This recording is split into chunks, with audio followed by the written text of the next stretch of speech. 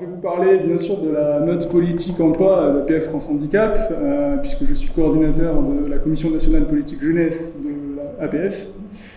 Et plus largement, bien sûr, je voudrais qu'on ait un échange sur l'emploi et sur l'emploi des jeunes, et notamment des jeunes en situation de handicap, parce que l'objectif, c'est pas que je fasse un monologue, hein, c'est qu'on puisse échanger, c'est plus intéressant, c'est ça l'objectif ce soir. Alors s'agissant de l'emploi, on sait que c'est un défi structurel et qui ne date pas d'hier. Le problème, c'est que les chiffres ils sont toujours alarmants. Si on prend les chiffres sur les jeunes en situation de handicap de 15 à 24 ans, quand on regarde aujourd'hui dans le détail, on est sur un taux de chômage qui est à plus de 34%, quand il n'est que de 20,8% parmi la population générale. Et c'est un vrai sujet et ça prouve qu'il y a encore beaucoup à faire. Alors vous allez me dire en toute logique, parce que je pense que vous connaissez un peu le sujet, vous allez me dire oui, mais c'est d'abord une question de qualification. C'est vrai, on sait qu'on parle d'un public qui a un taux de qualification dont pour 83% d'entre eux en tout cas, il est inférieur ou égal au CAP BEP. C'est vrai, c'est un sujet.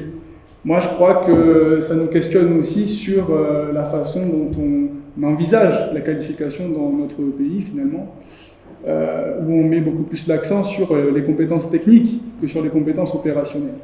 Je disais tout à l'heure, 34% de chômage. Ben oui, mais dans le même temps, vous savez que 25% d'entre eux sont bénévoles. Ils ont des véritables compétences opérationnelles sur la gestion de conflits, sur le travail en équipe. Des compétences dont on sait, vous et moi, qu'elles sont au moins aussi utiles, si ce n'est plus, une fois qu'on a passé la porte de l'entreprise. Et ça, c'est une réalité. Et pourquoi est-ce qu'on a voulu se saisir de ce sujet? C'est parce qu'il ne faut pas se tromper, il ne faut pas être dans la caricature, il ne faut pas se dire, comme on le fait souvent malheureusement, vous savez, oui, tu es un jeune en situation de handicap, mais tu as ton allocation adulte handicapé, pourquoi tu t'embêtes, reste chez toi, regarde Netflix, ils font des super séries. Oui. Mais la réalité, c'est que ces jeunes-là, ils sont en souffrance, parce qu'ils voudraient, comme vous, comme moi, pouvoir travailler, être intégrés dans une dynamique d'ensemble. Et donc, finalement, cette espèce de résignation collective qui voudrait qu'on se satisfasse, de les laisser un petit peu sur le bord de la route, on ne l'accepte pas, moi je ne l'accepte pas, et donc c'est pour ça qu'on a souhaité mener ce travail. Il y a un premier sujet, et là je crois qu'on en sera d'accord, mais j'insiste là-dessus, c'est important. Cette note politique, elle est porteuse d'un véritable changement de paradigme, parce qu'elle vient questionner la loi de juillet 87. Alors j'imagine que vous l'avez tous et toutes à l'esprit, c'est, vous savez, cette fameuse loi sur les quotas, les 6%. D'abord parce que ça ne fonctionne pas. La réalité, c'est que dans le secteur privé, on est à 3,8, allez, 4%, soyons généreux, et puis on doit être à 5,6, 5,7 dans le secteur public. Donc d'abord, ça ne fonctionne pas, constat d'échec, la loi depuis 40 ans, on n'a même pas atteint les quotas. Mais au-delà de ça, c'est parce qu'il y a un vrai problème philosophique derrière ça. On a dit, pendant des années, on a dit aux chefs d'entreprise, écoutez, vous allez embaucher, et puis si vous ne le faites pas, vous êtes des gros méchants, et puis vous allez payer des amendes. Ah ouais, on ne doit pas connaître les mêmes chefs d'entreprise. Parce que quand on a rédigé cette note politique, on est allé à la rencontre de beaucoup de patrons, et vous savez ce qu'ils nous ont dit? Ils nous ont dit, attendez, nous, tout à fait prêts à avoir une démarche civique. C'est quoi cette histoire? C'est juste qu'on a une problématique d'accompagnement. On n'est pas accompagné ni techniquement, ni financièrement, ou alors quand on l'est trop peu, de façon beaucoup trop insuffisante en tous les cas. Et donc, je crois que c'est ça le sujet, c'est que cette note politique, ce qu'elle dit, c'est que, en tout cas sur ce sujet-là, c'est qu'il faut sortir de la logique punitive pour aller vers la logique incitative. Et ça veut dire quoi, aller vers la logique incitative? Ça veut dire tout simplement renforcer l'accompagnement. Alors, l'accompagnement des jeunes aussi, bien sûr, il faut le dire, parce qu'ils sont confrontés, eux aussi, ils ont un peu le même problème, ils sont confrontés à une multitude d'acteurs, que ce soit la mission locale, que ce soit Cap Emploi, Pôle Emploi, des acteurs qui sont d'ailleurs, soyons transparents jusqu'au bout, ni toujours bien formés, ni toujours bien informés. Ça, c'est un premier sujet. Et puis, les chefs d'entreprise, c'est la même chose, c'est que ils ne sont pas toujours, on leur dit, oui, adressez-vous à la GFIP. Ah oui, et j'ai le droit à quelles aides, sur quelles modalités, et comment, et dans quel délai. Voilà, c'est compliqué. Donc ce qu'on dit sur ce sujet-là, c'est qu'il faut renforcer en tout cas réformer le système en profondeur en positionnant en prestataire des EPCA les associations représentatives comme l'APF. Et là, je voudrais donner un exemple concret, je sais que ça va vous parler, et je vais faire une confidence, je préfère moi aussi les exemples concrets de terrain tangibles, comme je le disais tout à l'heure. On a en Gironde un dispositif qui s'appelle Boostons les talents, qui est un dispositif qui est financé par AG2R La Mondiale, que l'on conduit avec un certain nombre de partenaires externes. Ils ne sont pas là ce soir, mais je les salue, je pense notamment à la Cravate Solidaire, qui vise précisément à renforcer l'accompagnement, comme je disais à l'instant, à la fois des chefs d'entreprise et aussi des jeunes, que ça soit sur comment mener un premier entretien, que ça soit aussi sur comment prendre confiance, voilà, tous ces volets un petit peu périphériques de l'accompagnement, avec des résultats concrets, puisqu'on en est à la 3e promotion, on a des jeunes qui ont trouvé des emplois stables, durables, on a des jeunes qui étaient en rupture de parcours et pour une dizaine d'entre eux qui se sont rendus à des entretiens. Voilà, donc ça c'est quelque chose, je dois vous le dire, avec beaucoup de modestie, mais quand même une certaine fierté, on est assez satisfait de ça. Et ce qu'on voudrait, c'est que cette expérimentation, ce dispositif-là, il soit généralisé, vraiment, parce qu'on croit qu'il y a là une clé. Il y a un deuxième sujet, c'est quand même celui de l'expérimentation professionnelle et de l'autorisation du droit à l'erreur. Pourquoi je vous dis cela? Je vous dis ça parce que vous savez, toutes et tous, je pense que quand on parle de handicap, on a une présomption d'incompétence envers le jeune en situation de handicap. C'est quand même ça la réalité. On pense spontanément, souvent par méconnaissance, qu'il est moins capable, qu'il sera moins rentable. C'est légitime, on peut le penser. Malheureusement, c'est faux. Et là, Clément, tu m'en voudras pas, je pense spontanément à l'étude de France Stratégie, bien sûr, hein, qui nous dit quoi? Qui nous dit que d'embaucher un jeune en situation de handicap dans son entreprise, ça n'a pas d'effet négatif sur la compétitivité de celle-ci. C'est faux. C'est même le contraire. Ça a un effet tout à fait positif. Pourquoi? Parce que ça vient questionner les pratiques internes, que ça vient souvent opérer des repositionnements managériaux, des glissements vers des pratiques qui sont beaucoup plus proches, moins conventionnelles, plus proches du facility management notamment, avec des approches beaucoup plus collaboratif finalement, beaucoup plus vers la co-construction, et donc ça vient bénéficier à tout l'écosystème interne, et donc bien sûr ça apporte derrière des gains de compétitivité qui sont réels. Et ça c'est une réalité. Malheureusement, cette présomption d'incompétence qu'on a souvent envers les jeunes en situation de handicap, elle est dramatique. Elle est dramatique parce que, vous savez, c'est très philosophique ce que je vais vous dire, mais en même temps, j'en suis convaincu et je pense que vous serez nombreux à partager le point de vue. Souvent, la conception que les autres ont de nous-mêmes rejaillit sur notre propre perception. Et c'est une réalité. Et donc, même si vous êtes en situation de handicap et que vous voulez travailler, parce qu'encore une fois, j'insiste là-dessus, personne, interrogez qui vous voulez, personne ne va vous dire qu'il est satisfait de toucher ces 900 € par mois d'allocation du handicapé. C'est faux. Tout le monde vous dira qu'il veut travailler, être intégré dans une dynamique d'ensemble, se sentir utile. Tout le monde, interrogez qui vous voulez. Et donc, malheureusement, la personne en situation de handicap, fût-elle formée, fût-elle motivée à travailler, à force de s'entendre dire qu'elle n'est pas capable, elle va penser qu'elle n'est pas capable.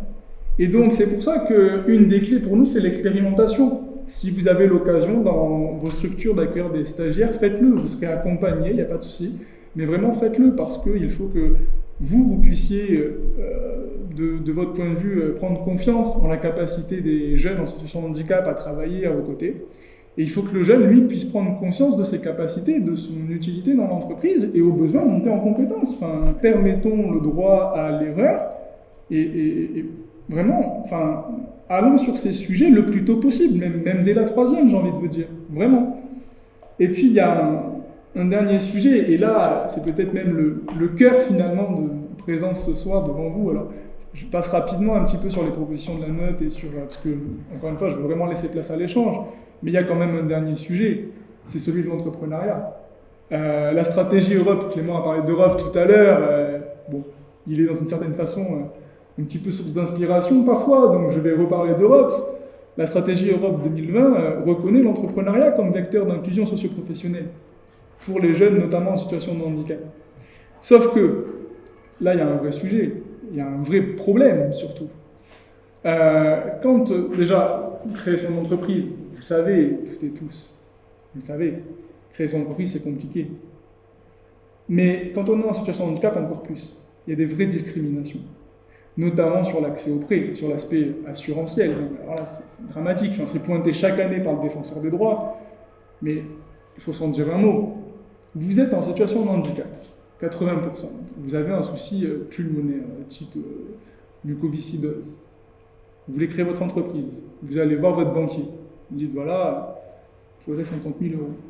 Vous savez ce qu'on vous répond? Vous dites, attendez, jeune homme, vu votre état de santé, je ne sais pas si vous serez encore en vie dans 3 ans, dans 5 ans, moi je préfère pas vous prêter. Et bien vous ne créez pas votre entreprise parce que vous n'avez pas les fonds.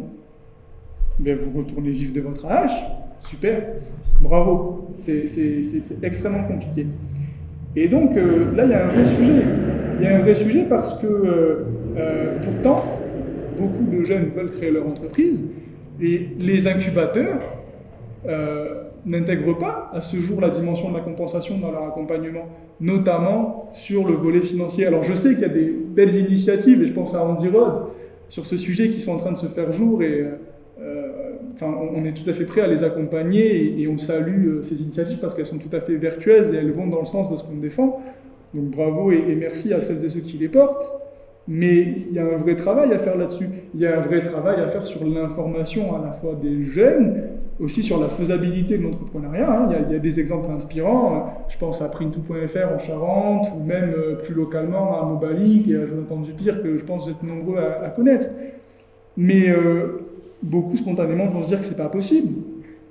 Donc il faut sensibiliser. Je sais qu'on a souvent l'impression d'enfoncer une porte ouverte quand on parle de sensibilisation, mais ça demeure un atout fort, la sensibilisation, en tout cas sur ce sujet-là. On en est convaincu. Sensibiliser les jeunes, les familles, sensibiliser aussi les chargés d'insertion, parce qu'ils sont nombreux à ne pas penser que l'entrepreneuriat est un vecteur crédible, alors que c'est le cas.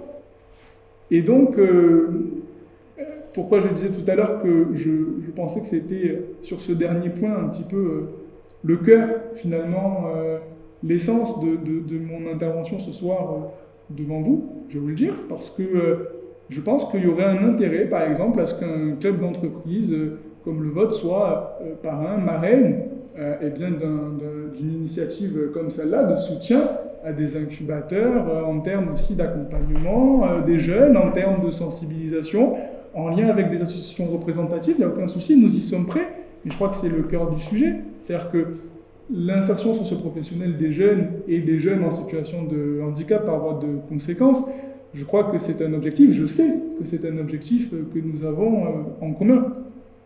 Eh bien, faisons les choses ensemble, mettons-nous autour de la table, comme c'est le cas ce soir, et faisons les choses ensemble. Je crois qu'on ne comprendrait pas, on a fonctionné trop longtemps en vase clos, en silo, de façon cloisonnée.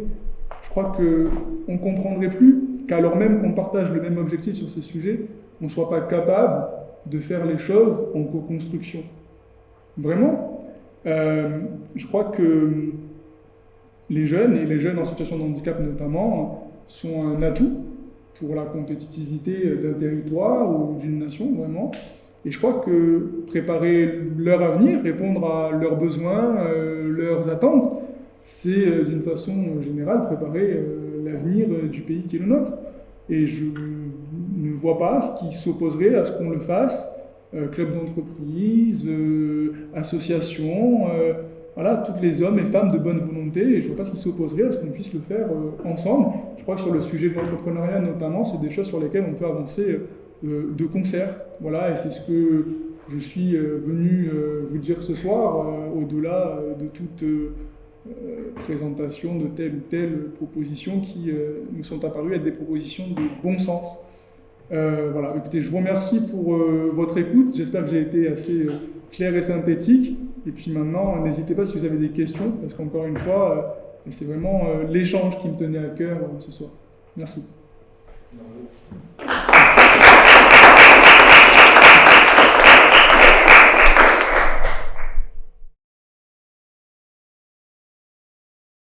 Bien sûr. Bien sûr, mais je pense à Ava, hein, notamment, qui est une boîte parisienne qui travaille dans la TIP, qui travaillait avec le président du CNCPH, Jérémy Leroy, qui aujourd'hui est à la mairie de Paris. Pardon, transcription instantanée de la parole. Voilà, donc notamment, il faudrait que je vous présente Antoine Rémy, qui est en charge du développement de la boîte sur la région,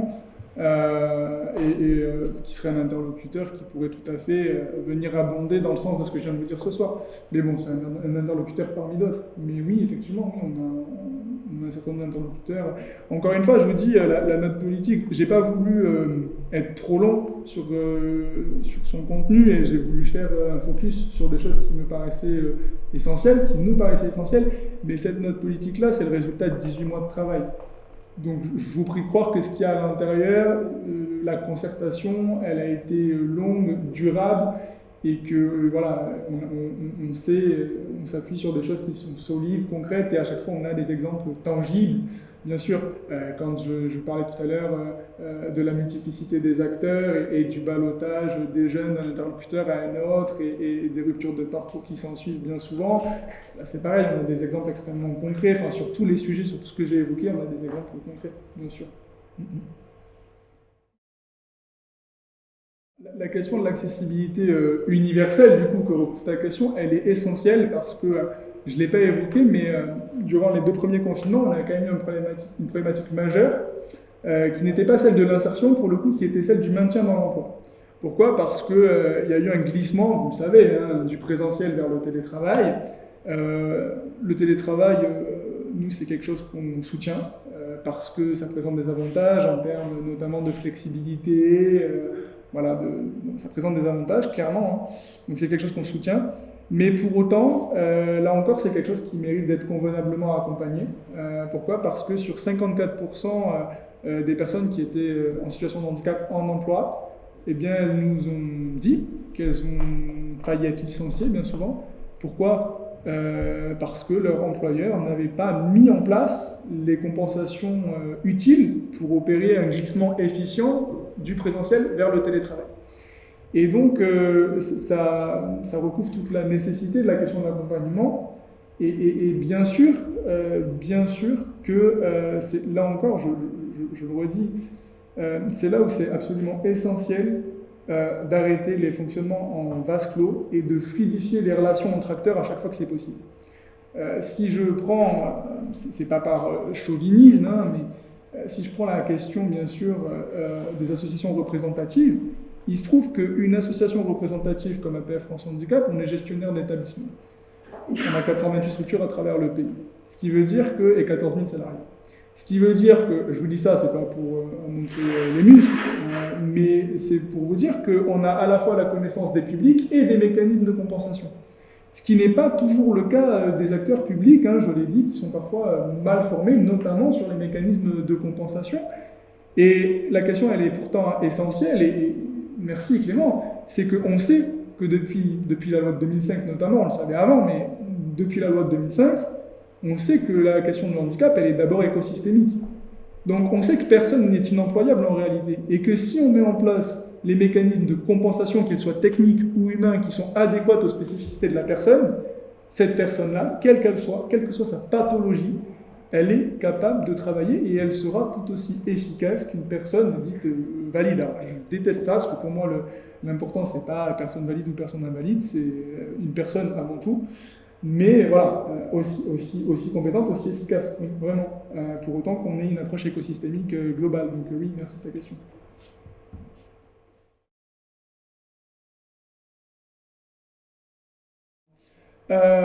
Alors, il y a un premier sujet. J'ai envie de te répondre tout simplement, le passeport bénévole, extrêmement utile. France Bénévolat, là pour le coup, l'APF n'y est pour rien. Enfin, il se trouve que notre ancien délégué national en charge de la jeunesse, que je salue, est vice-président de France Bénévolat. Mais enfin, rendons à César ce qui appartient à César, il y a le passeport bénévole qui permet précisément de valoriser l'expérience associative. Et donc ça, je crois que c'est, pour moi en tout cas, la meilleure réponse à ta question.